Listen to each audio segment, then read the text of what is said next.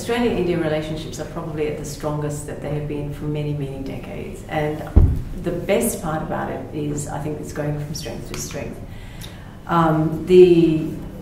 The underpinning of it, I think, is a natural strategic alignment that we have between our two countries, that we see eye to eye in most things. We have very, very shared interests in the Indo-Pacific. We both are countries that really strongly uphold principles about the rule of law, about liberal and democratic values. Those things are very important to champion as well as to kind of work together with. So that natural alignment, I think, is becoming more relevant as time goes on. So that's a very big part of that. I think the economic relationship is going well. It could go further, and we are looking, as Australia, at ways of doing that as well. But it's a very healthy relationship at the moment, and I actually think it's only going to get better going forwards.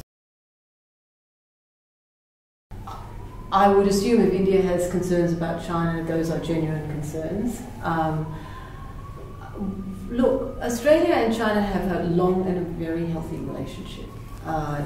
We've had a very strong economic relationship. And from our perspective, it's not China specifically or any other country specifically. What we really genuinely want is a recognition that having regional stability is an essential prerequisite to economic growth and economic health. And China has a part to play in all of that. And really what Australia champions with China, and I know India champions that as well, and not just China but with any other country, is that, its activities and whatever it does in the region needs to be done in a way that respects the sovereignty of others, that is in accordance with international law, and in accordance with the way that countries normally deal with each other and treat with each other.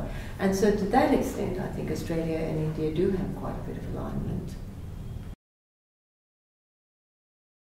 The Australian government welcomes the Adani investment. It's been a net positive for Australia. There is a great deal of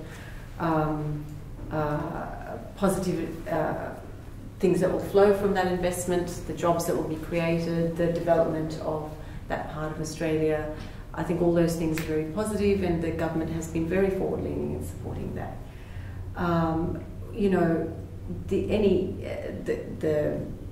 The issues that we've seen that the Adani project faces, I think, are really a matter of non-government organisations or others openly putting their view forward, as you would do in a democracy. I mean, we're a democracy, and people are entitled to have their say and have their view and to lodge a protest if they wish.